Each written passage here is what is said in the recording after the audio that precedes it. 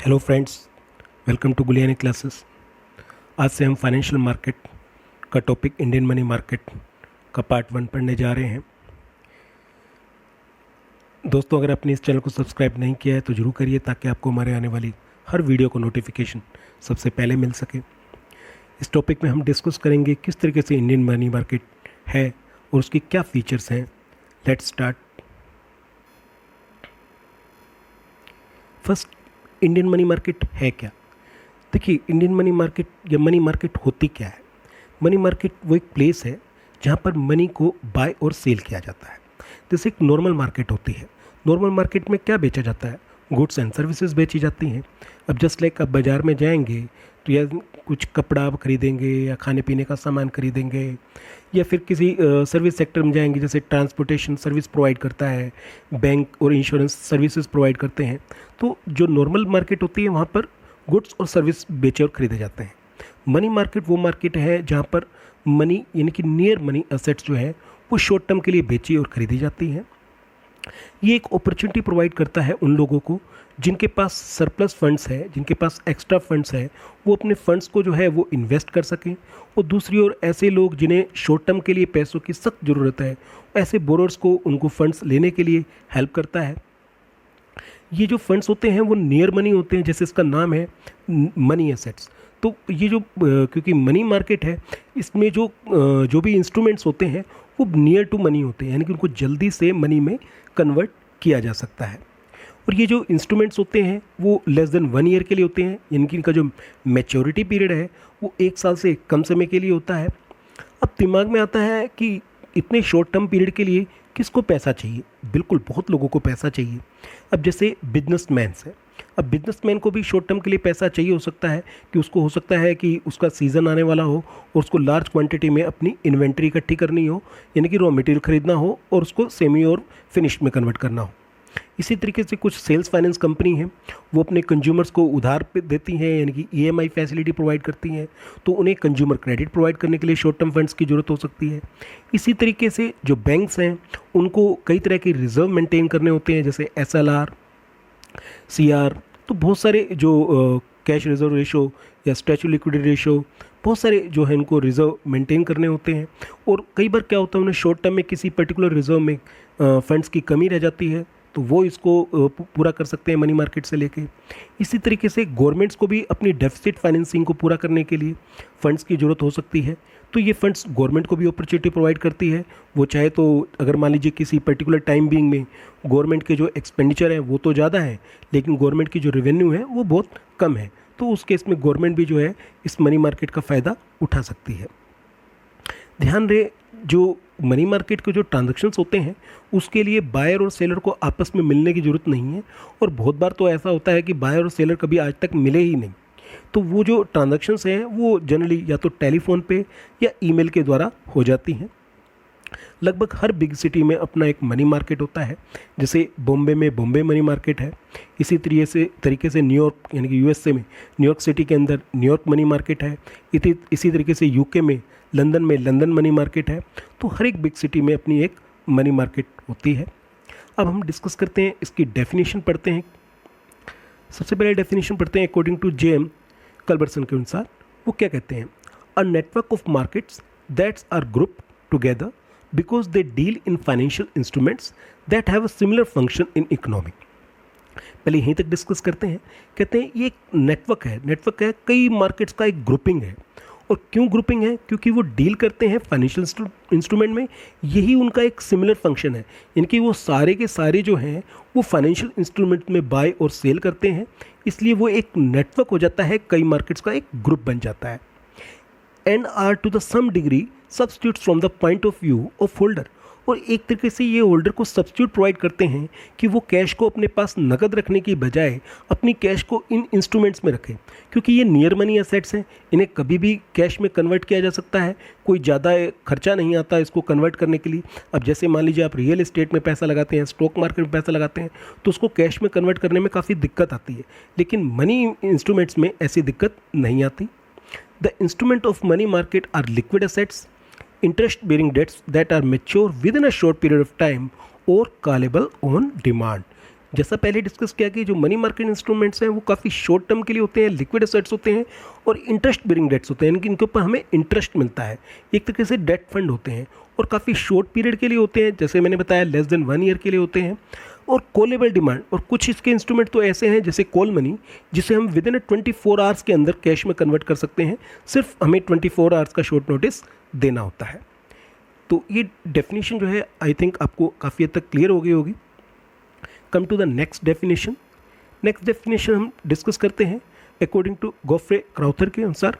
वो क्या कहते हैं, money market is a collective name given to the various forms and institutions that deal with the various grades of near money. ये भी वही कह रहे हैं, money market is a collective name, ये कोई एक सिंगल मार्केट नहीं है, ये कई सब मार्केट को जोड़कर एक मार्केट बनती है। To the various forms and institutions that deal, जो कि डील करते हैं किस में, various grades of near money, यानी कि वो उन इंस्ट्रूमेंट्स में डील करते हैं जो कि ऑलमोस्ट मनी के बराबर हैं, जिनको आसानी से मनी में कन्वर्ट कर सकते हैं। आई होप आपको ये दोनों डेफिनेशंस क्लियर हो गई होंगी। Come to the next topic. अब हम डिस्कस करते हैं characteristics of develop money market. ध्यान रहे, ये काफ़ी इंपॉर्टेंट क्वेश्चन है एग्जाम के पॉइंट ऑफ व्यू से। अब ये कई तरीके से क्वेश्चन पूछा जा सकता है। कई बार ये क्वेश्चन पूछा जाता है कि आप डेवलप मनी मार्केट की कैरेक्टरिस्टिक्स बताइए। कई बार ये पूछा जाता है एक एफिशिएंट मनी मार्केट की कैरेक्टरिस्टिक्स बताइए, तब भी आप इस क्वेश्चन को ऐसे लिखेंगे। कभी इसे नेगेटिव वे में पूछा जाता है, कभी पूछा जाता है कि एक अंडर डेवलप मनी मार्केट की क्या खासियत है। तो अब हम इसमें जो हम डिस्कस करेंगे कि ये फीचर होनी चाहिए। आप अंडर डेवलप मनी मार्केट में क्या कहेंगे कि ये फीचर अवेलेबल नहीं है। तो एक ही क्वेश्चन को अलग अलग तरीके से पूछा जा सकता है। लेट्स स्टार्ट, डिस्कस करते हैं। सबसे पहले a developed commercial banking system. देखिए, डेवलप मनी मार्केट की सबसे बड़ी खासियत है कि उनका एक डेवलप कमर्शियल बैंकिंग सिस्टम होता है, एक well organised commercial banking system होता है। Well organise commercial banking system होना ज़रूरी है, क्योंकि जब तक बैंकिंग सिस्टम प्रॉपर नहीं होगा तब तक किसी भी इकोनॉमी में जो मनी मार्केट है वो प्रॉपर वर्क नहीं कर सकती। और ये बैंकिंग सिस्टम केवल स्ट्रक्चर या ऑर्गेनाइज होना ही ज़रूरी नहीं है, बल्कि उसके ज़रूरी है कि लोगों में बैंकिंग हैबिट्स भी हो। जो बिजनेसमैन है वो बैंकिंग हैबिट्स को यूज़ करे। जो बिजनेसमैन है वो चेक से पेमेंट करे या चेक से पेमेंट को रिसीव करें, या एनईएफटी के थ्रू पेमेंट को करें या एनईएफटी के थ्रू पेमेंट रिसीव करें, यानी कि वो कैश में ट्रांजैक्शन कम से कम करें। जो भी ट्रांजैक्शंस करने हैं वो बैंक के थ्रू करें, ये ज़्यादा ज़रूरी है। और जो बैंकिंग सिस्टम वो इस तरीके से होना चाहिए कि लोग उसे आसानी से एक्सेस कर सकें। अब इंडिया के पॉइंट ऑफ व्यू से देखा जाए तो जो हमारा जो बैंकिंग सिस्टम है काफ़ी ऑर्गेनाइज है, लेकिन जो उसकी फैसिलिटी है वो अभी भी ज़्यादातर अर्बन एरिया तक है, रूरल एरिया में उसकी इतनी पहुंच नहीं हुई। और दूसरी दिक्कत ये है कि हमारे देश में जो है इंडिजिनस बैंकर बहुत ज़्यादा है। इंडिजिनस बैंकर्स कौन होते हैं? जो पुराने टाइम के, अपनी फिल्मों में भी देखा होगा या सीरियल्स में भी देखा होगा, कुछ मनी लैंडर्स होते हैं जिन्हें साहूकार कहते हैं, गाँवों में होते हैं, आपने देखे हैं कि वो जो है काफ़ी लोगों को लोन देते हैं और काफ़ी हाईली रेट पे लोन देते हैं, और लोन में भी काफ़ी गड़बड़ घोटाले कर देते हैं, क्योंकि ज़्यादातर विलेजर्स को वो इतने लिटरेटेड नहीं होते, उनके साथ लिखा पढ़ी इतनी अच्छी तरीके से नहीं होती, और बहुत ज़्यादा उनका एक तरीके से एक्सप्लॉइटेशन करते हैं। तो हमारा देश का बैंकिंग सिस्टम पूरी तरीके से ऑर्गेनाइज नहीं है, क्योंकि रूरल एरियाज़ में खासकर मनी लेंडर यानी कि साहूकार हैं। जहाँ तक अर्बन एरिया है वहाँ पर मारवाड़ी या मुल्तान है जो कि लोन प्रोवाइड करते हैं, जिस वजह से जो हमारी कमर्शियल बैंकिंग की जो फैसिलिटीज़ हैं वो प्रॉपर तरीके से अभी हर लोगों में नहीं है। और दूसरा, हमारे इंडियंस में अभी भी बैंकिंग हैबिट्स नहीं है। आज भी हमें कैश हाथ में रखना ज़्यादा पसंद आता है, हम कैश को गिनते हैं तो बहुत मज़ा आता है। तो अभी भी हमारे देश में काफ़ी ज़रूरत है अपनी जो बैंकिंग सिस्टम है उसको काफ़ी डेवलप करने के लिए। तो इस फीचर के बेस पे देखा जाए तो इंडियन मनी मार्केट पूरी तरह से डेवलप नहीं है, वो अभी अंडर डेवलप मनी मार्केट है। नेक्स्ट फीचर डिस्कस करते हैं। Second, presence of central bank. दूसरी डेवलप मनी मार्केट खासियत होती है कि वहाँ पर एक सेंट्रल बैंक की प्रेजेंस होना जरूरी है। हर एक जो डेवलप मनी मार्केट है उसमें एक सेंट्रल बैंक जरूर है, जैसे यूएस में फेड रिजर्व है, यूके में बैंक ऑफ इंग्लैंड है। इस बेस पे देखा जाए तो भारत में भी रिजर्व बैंक ऑफ इंडिया है। और सेंट्रल बैंक का खाली होना जरूरी नहीं है, उस सेंट्रल बैंक जो है वो पावरफुल होना चाहिए, यानी कि वो जो अपनी पॉलिसीज़ बनाता है वो पॉलिसी काफ़ी अच्छी तरीके से एप्लीकेबल हो। अगर इस बेस पे देखा जाए तो इंडिया में सेंट्रल बैंक तो है, रिजर्व बैंक ऑफ इंडिया, लेकिन जो हमने ऊपर डिस्कस किया जो इंडिजिनस बैंकर्स हैं जैसे साहूकार, मनी लेंडर्स या फिर मारवाड़ या मुल्तान, इनकी वजह से जो है वो बैंकिंग सिस्टम पूरा स्ट्रॉन्ग नहीं है। क्योंकि मान लीजिए सेंट्रल बैंक जो है वो इंटरेस्ट रेट कम करता है या इंटरेस्ट रेट बढ़ाता है, ज़रूरी नहीं है कि उसी प्रोपोर्शनेट में जो इंडिजिनस बैंकर हैं वो भी इंटरेस्ट रेट को घटाएं या बढ़ाएं। तो कई बार क्या होता है, जो सेंट्रल बैंक की जो भी मॉनेटरी पॉलिसी है वो पूरी तरीके से अच्छी तरीके से प्रभावी रूप से इफेक्टिव रूप से एप्लीकेबल नहीं हो पाती। तो इस फीचर के बेस पर भी देखा जाए तो इंडियन मनी मार्केट अभी अंडर डेवलप है। नेक्स्ट फीचर डिस्कस करते हैं। नेक्स्ट फीचर आती है सब मार्केट्स। देखिए, एक मार्केट कई सब मार्केट्स को जोड़कर बनता है, इसलिए इसको सब मार्केट्स कहते हैं। अब ये सब मार्केट्स का होना ज़रूरी है, क्योंकि अगर मान लीजिए किसी जगह पर ये सब मार्केट्स नहीं है या एक्टिव नहीं है, तब भी उसे अंडर डेवलप मनी मार्केट कहा जाएगा। अब ये सब मार्केट्स जस्ट लाइक कई तरह की होती हैं, जैसे call loans, collateral loans, acceptances, foreign exchange, bill of exchange, commercial and treasury bills. तो इन सब मार्केट्स का होना ज़रूरी है और यहाँ पर प्रॉपर वॉल्यूम का होना ज़रूरी है। मतलब लोगों में ऐसी सोच हो कि वो ज़्यादा से ज़्यादा जो है अपने ट्रांजैक्शंस हैं वो बिल ऑफ एक्सचेंज के थ्रू करें या कमर्शियल ट्रेजरी बिल्स के थ्रू करें या कॉल लोन्स के थ्रू करें। यहाँ पर जो है जो इंडिया में इन सब मार्केट्स या तो है ही नहीं या फिर है तो वो इतनी एक्टिव नहीं है। क्योंकि जैसा पहले डिस्कस किया, अभी भी हम इंडिया में जो लोगों का जो वर्किंग स्टाइल है वो कैश सिस्टम है। आज भी जो बिजनेस ट्रांजैक्शंस हैं वो जनरली या तो कैश में होते हैं। तो इस वजह से जो है जो अभी भी हमारे देश में ये जो सब मार्केट्स हैं वो प्रॉपर तरीके से एक्टिव नहीं है। तो ये इस फीचर के बेस पे भी कह सकते हैं कि इंडियन मनी मार्केट अभी पूरी तरीके से डेवलप नहीं है। डिस्कस करते हैं नेक्स्ट फीचर्स की। नेक्स्ट फीचर आता है नियर मनी एसेट्स। जहाँ तक सवाल है नियर मनी एसेट्स, देखिए नियर मनी एसेट्स वो होती हैं जो ऑलमोस्ट मनी के बराबर होती हैं, यानी जिन्हें आसानी से मनी में कन्वर्ट किया जा सकता है, जैसे bill of exchange, treasury bills, promissory notes, short dated government bonds etcetera. हालांकि इन सब के बारे में हम डिटेल आने वाले टॉपिक्स में डिस्कस करेंगे। आप घबराइए मत, आप ये मत सोचिए ये किस तरीके के नेम आ रहे हैं। और आपने बैंकिंग टॉपिक पहले पढ़ा भी होगा सेकेंड ईयर में, तो वहाँ पर इन चीज़ों को आपने जरूर नोट भी किया होगा। लेकिन इनके टॉपिक को हम ज़्यादा डिटेल आने वाले टॉपिक्स में डिस्कस भी करेंगे। अब इस फीचर के बेस पे भी देखा जाए तो इंडियन मनी मार्केट काफ़ी अंडर डेवलप है, क्योंकि ये जो नियर मनी एसेट्स हैं हमारे देश में बहुत कम अवेलेबल हैं। अगर है भी तो उनके जो वॉल्यूम है वो बहुत कम है, इतने लार्ज क्वांटिटी में यहाँ पर बाय और सेल नहीं किए जाते। तो इस फीचर के बेस पे भी कहा जाए तो इंडियन मनी मार्केट प्रॉपर तरीके से डेवलप नहीं है, अभी अंडर डेवलप है।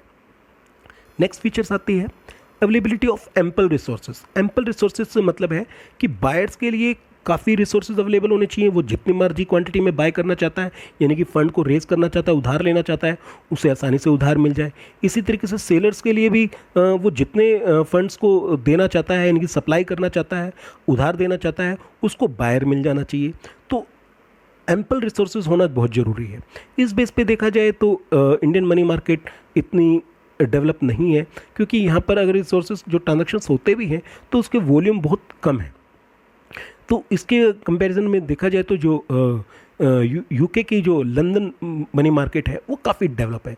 वहाँ पर वॉल्यूम्स बहुत हाई लार्ज क्वांटिटी में होती है, और ना केवल जो रिसोर्सेज हैं वो केवल उनकी कंट्री के लोग लगाते हैं, बल्कि फॉरेनर्स भी वहाँ पर बहुत ज़्यादा अपने रिसोर्सेज इन्वेस्ट करते हैं। तो और डिमांड भी वहाँ पर करते हैं। तो वहाँ पर ना केवल अपने देश से रिसोर्सेज की डिमांड एंड सप्लाई आती है, बल्कि फॉरेन कंट्री से भी बहुत ज़्यादा डिमांड एंड सप्लाई आती है। तो इस फीचर के बेस पे भी अगर हम इंडियन मनी मार्केट को जज करें तो इंडियन मनी मार्केट अभी अंडर डेवलप है। डिस्कस करते हैं नेक्स्ट फीचर्स के बारे में। नेक्स्ट फीचर्स आता है इंटीग्रेटेड इंटरेस्ट रेट स्ट्रक्चर। देखिए, एक डेवलप मनी मार्केट का है कि जितने भी उसके सब मार्केट्स हैं उनका जो इंटरेस्ट रेट स्ट्रक्चर है वो काफ़ी इंटीग्रेटेड होना चाहिए, यानी कि एक जैसा होना चाहिए। ऐसा नहीं है कि एक एरिया में तो इंटरेस्ट रेट काफ़ी ज़्यादा है और दूसरे एरिया में इंटरेस्ट रेट बहुत कम है। अगर ऐसा होगा तो भी वो मनी मार्केट कभी भी डेवलप नहीं हो सकती।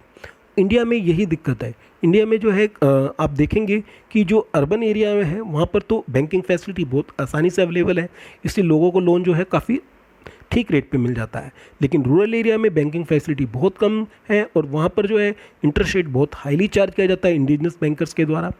इसके अलावा ये भी है कि जिनके पास कोलेट्रल लोन रखने के लिए, यानी कि उधार गिरवी रखने के लिए ज़्यादा प्रॉपर्टी नहीं होती, तो उन्हें जो है अनऑर्गेनाइज सेक्टर से लोन लेना पड़ता है। वहाँ पर भी इंटरेस्ट रेट जो है बहुत हाईली चार्ज किए जाते हैं। तो ये भी इंडियन जो मनी मार्केट है उसकी एक वीकनेस है। तो इस बेस पे भी, इस फीचर के बेस पे भी देखा जाए तो ये जो डेवलप मनी मार्केट की जो फीचर है वो इंडिया में एग्जिस्ट नहीं करती। तो इस बेस पे कह सकते हैं कि इंडिया की जो मनी मार्केट है वो भी अंडर डेवलप है, अनडेवलप है। डिस्कस करते हैं नेक्स्ट फीचर्स के बारे में। नेक्स्ट फीचर्स आती है अदर फैक्टर्स। देखिए कुछ अदर फैक्टर्स भी हैं जो बहुत इम्पैक्ट करते हैं एक डेवलप मनी मार्केट के लिए, जैसे वॉल्यूम ऑफ इंटरनेशनल ट्रेड, कि किसी कंट्री का जो इंटरनेशनल ट्रेड है उसका वॉल्यूम क्या है, तो वो बहुत ज़्यादा विदेशों को एक्सपोर्ट और इम्पोर्ट करता है। वहाँ पर बिल ऑफ एक्सचेंज का क्या वॉल्यूम है, वहाँ पर जो इंडस्ट्रियल डेवलपमेंट है वो कितना है, वहाँ पर जो पॉलिटिकल कंडीशन है वो क्या स्टेबल है या नहीं स्टेबल है, वहाँ पर कोई इकोनॉमिक क्राइसिस तो नहीं, मतलब वहाँ पर ऐसा तो नहीं कि बहुत ज़्यादा इन्फ्लेशन बढ़ गई हो, बैंकिंग सिस्टम फेल हो रहा हो, ऐसा तो नहीं। बूम, क्या वहाँ पर तेज़ी चल रही है, डिप्रेशन, क्या वहाँ मंदी चल रही है, वार, कहाँ वहाँ युद्ध तो नहीं है, एट्सेट्रा। तो ये 7 फीचर्स आती हैं एक डेवलप मनी मार्केट में। तो आप इस क्वेश्चन को इस तरीके से समझेंगे, जिस मनी मार्केट में ये 7 के 7 फीचर्स अवेलेबल हैं उसे तो हम डेवलप मनी मार्केट कहेंगे, और जहाँ पर इनमें से कोई भी फीचर मिसिंग है तो उसे हम अंडर डेवलप्ड मनी मार्केट कहेंगे। अगर इस बेस पे देखा जाए तो पूरे वर्ल्ड में 2 मनी मार्केट सबसे ज़्यादा फेमस है, एक न्यूयॉर्क मनी मार्केट और लंदन मनी मार्केट, जो कि डेवलप मनी मार्केट कही जा सकती हैं। इंडियन मनी मार्केट में ये फीचर्स नहीं अवेलेबल हैं, इसलिए इंडियन मनी मार्केट जो है अभी अंडर डेवलप मनी मार्केट है। Come to the next topic. अब डिस्कस करते हैं सिग्निफिकेंस और फंक्शंस ऑफ मनी मार्केट। ध्यान रहे, इसे इंपॉर्टेंस में भी इस क्वेश्चंस को यही आंसर दिया जाएगा, और इसके फंक्शंस अगर पूछे जाए तो भी इसी आंसर को दिया जाएगा। सबसे पहले इकोनॉमिक डेवलपमेंट। देखिए किसी भी इकोनॉमी का जो डेवलपमेंट है वो मनी मार्केट पे बहुत ज़्यादा इम्पैक्ट करता है।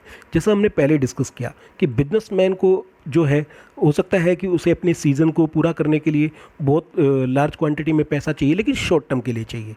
उसको रॉ मटेरियल बाय करना है या स्टॉक इकट्ठा करना है, तो उसके लिए उसको पैसा चाहिए। तो नेचुरली तो वो पैसा कहाँ से लेगा, अगर मनी मार्केट अवेलेबल है तो वो आसानी से लेगा। इसी तरीके से जो कंज्यूमर फाइनेंस कंपनीज़ हैं, उनको कंज्यूमर को उधार देने के लिए, उनकी ईएमआई या लोन देने के लिए उनको कंज्यूमर क्रेडिट के लिए पैसे की ज़रूरत होती है। इसी तरीके से बैंकों को अपने शॉर्ट टर्म फाइनेंस के लिए ज़रूरत होती है, और इसी तरीके से गवर्नमेंट को अपने डेफिसिट फाइनेंसिंग को पूरा करने के लिए शॉर्ट टर्म के लिए फंड्स की ज़रूरत होती है। तो एक देश में जहाँ पर डेवलप मनी मार्केट अवेलेबल है तो वहाँ पर इकोनॉमिक डेवलपमेंट बहुत आसानी से हो जाता है, क्योंकि लोग जो हैं वो आसानी से फंड्स को आसानी से रेज कर पाते हैं और जो अपॉर्चुनिटी है उसको पूरा कर पाते हैं। तो ये बहुत बड़ा इंपॉर्टेंट है कि किसी भी देश के इकोनॉमिक डेवलपमेंट के लिए एक वेल डेवलप मनी मार्केट का होना। दूसरी फीचर डिस्कस करते हैं, दैट इज़ प्रॉफिटेबल इन्वेस्टमेंट। देखिए जो बैंक्स हैं, जस्ट लाइक बैंक्स हैं, वहाँ पर हम क्या करते हैं, जो डिपॉजिटर है वो अपना पैसा डिपॉजिट करता है। अब बैंकों को अपने पास जो पैसा आता है उन्हें या तो वो लोन प्रोवाइड करता है दूसरों को, या फिर वो कुछ पैसा जो है उसको रिजर्व के रूप में रखना पड़ता है, SLR यानी स्टैच्यूटरी लिक्विडिटी रेशो के रूप में, या CR कैश रिजर्व रेशो के रूप में, और जो डिफरेंट रेशो जो RBI ने तय कर रखे हैं उन रेशो को पूरा करने के लिए। लेकिन कई बार क्या होता है, बैंक के पास पैसे तो बहुत ज़्यादा डिपॉजिट इकट्ठे हो जाते हैं, लेकिन उनको लोन लेने के लिए जो है पर्सन्स अवेलेबल नहीं है, या फिर लोन लेने वाले जो आ रहे हैं उनका क्राइटेरिया पूरा नहीं हो रहा। अब बैंकों के पास पैसा तो बहुत पड़ा हुआ है, अब इस पैसे पे उनको डिपॉजिटर को इंटरेस्ट भी देना है, क्योंकि डिपॉजिटर तो इंटरेस्ट लेंगे ही लेंगे, लेकिन अब उनका पैसा जो है वो कुछ अर्न तो कर नहीं रहा। तो बैंक्स क्या कर सकते हैं, इस पैसे को मनी मार्केट में इन्वेस्ट कर सकते हैं शॉर्ट टर्म के लिए, और जब भी उनको कोई पर्सन लोन लेने आएगा उन्हें पैसे की ज़रूरत होगी, क्योंकि ये नियर मनी एसेट्स है, इसे आसानी से वो मनी में कन्वर्ट कर सकते हैं, तो उनको आसानी से इसको मनी में कन्वर्ट करके उसको लोन आसानी से प्रोवाइड कर लेंगे। तो ये बैंकिंग के लिए काफ़ी एक प्रॉफिटेबल बिजनेस है कि जो फंड्स बेकार पड़े हुए थे, और ना केवल बैंक्स के लिए, हो सकता है कोई बिजनेसमैन है जिसका इस टाइम आउट ऑफ सीजन चल रहा है, लेकिन उसके पास बहुत सारा कैश पड़ा है, लेकिन जैसे सीजन आएगा उसको इस कैश की ज़रूरत होगी। अब मान लीजिए उसके सीजन आने में 3 से 4 महीने पड़े हुए हैं, तो 4 महीने के लिए वो कैश को बेकार क्यों रखेगा, तो हो सकता है वो कैश को जो है मनी मार्केट में इन्वेस्ट करे और उस पर काफ़ी अच्छा इंटरेस्ट जो है अर्न कर सके। तो एक प्रॉफिटेबल इन्वेस्टमेंट है। पढ़ते हैं next importance, that is boring by the government. देखिए गवर्नमेंट को ये बोरिंग के लिए अवेलेबिलिटी प्रोवाइड करता है, क्योंकि गवर्नमेंट को कई बार क्या होता है कि गवर्नमेंट के जो एक्सपेंडिचर हैं वो उसकी रेवेन्यू से ज़्यादा होते हैं, और उसको पूरा करने के लिए उसे शॉर्ट टर्म फंड्स की ज़रूरत होती है। तो गवर्नमेंट जो है अगर मान लीजिए मनी मार्केट से पैसे को रेज नहीं कर पाती, तो गवर्नमेंट क्या करेगी, नेचुरली गवर्नमेंट जो है नए नोट प्रिंट करेगी, और नोट प्रिंट करेगी डेफिसिट फाइनेंसिंग को पूरा करने के लिए, या फिर सेंट्रल बैंक से उधार लेगी। इस केस में क्या होगा कि मनी की सप्लाई बढ़ जाएगी, और मनी की सप्लाई बढ़ने से क्या होगा, इन्फ्लेशन जो है, महंगाई दर है, वो बढ़ जाएगी। तो नेचुरली बात है, जो मनी मार्केट है वो गवर्नमेंट को हेल्प करता है कि उसकी जो शॉर्ट टर्म नीड्स है उसको पूरा करने के लिए। नेक्स्ट इंपॉर्टेंस आती है इंपॉर्टेंस फॉर सेंट्रल बैंक। देखिए, एक वेल डेवलप मनी मार्केट का होना बहुत ज़रूरी है सेंट्रल बैंक के लिए, क्योंकि सेंट्रल बैंक क्या करता है, सेंट्रल बैंक जो है मॉनेटरी पॉलिसी लाता है, और जो सेंट्रल बैंक जो मॉनेटरी पॉलिसी लाता है वो मॉनेटरी पॉलिसी तभी इफेक्टिव हो सकती है जब सेंट्रल बैंक का कंट्रोल पावरफुल हो। अगर सेंट्रल बैंक का कंट्रोल पावरफुल नहीं है तो जैसे हमने पहले डिस्कस किया कि इंडिया में क्या दिक्कत है, इंडिया में दिक्कत है कि यहाँ पर इंडिजिनस बैंकर्स हैं, जैसे रूरल एरिया में मनी लेंडर यानी कि साहूकार, या फिर मुल्तान या मारवाड़ी एटसेट्रा। तो वो जो है वो इंडिजिनस बैंकर्स की होने की वजह से जो सेंट्रल बैंक की पॉलिसीज़ हैं वो प्रॉपर वे में इफेक्टिव नहीं हो पाती। हालांकि काफ़ी हमारे देश में सुधार आया है, जो इंडिजिनस बैंकर हैं उनकी जो इंपॉर्टेंस है वो धीरे धीरे कम होने लगी है, क्योंकि जो हमारे जो कमर्शियल बैंक हैं उन्होंने अपनी ब्रांचेस रूरल एरियाज़ में भी बहुत ज़्यादा खोल ली हैं। अब जो वहाँ के विलेजर्स हैं वो आसानी से इन बैंकिंग फैसिलिटी का फ़ायदा उठा सकते हैं। तो सेंट्रल बैंक के लिए भी इंपॉर्टेंट हो जाता है कि एक वेल डेवलप मनी मार्केट का होना, ताकि वो अपनी मॉनेटरी पॉलिसी को इफेक्टिव रूप से लागू कर सके। नेक्स्ट इंपॉर्टेंस आती है मोबिलाइजेशन ऑफ फंड्स। कई बार क्या होता है, एक सेक्टर में तो फंड्स की कमी है, शॉर्टेज है, और दूसरे सेक्टर में जो है फंड्स की बहुत ज़्यादा सरप्लस है, एक्स्ट्रा फंड्स है। तो जो मनी मार्केट है वो फंड्स की शिफ्टिंग करने में हेल्प करता है, क्योंकि जहाँ पर एक्सेस फंड्स हैं, सरप्लस फंड्स हैं, वो अपने पैसे को इन्वेस्ट करेंगे मनी मार्केट में, और दूसरी ओर जहाँ शॉर्टेज ऑफ फंड्स हैं वो सेक्टर जो है मनी मार्केट से अपने पैसे को उठाएंगे। तो ये मोबिलाइजेशन ऑफ फंड्स को प्रोवाइड करता है, जो कि बहुत ज़रूरी होता है एक इकोनॉमी के डेवलपमेंट के लिए।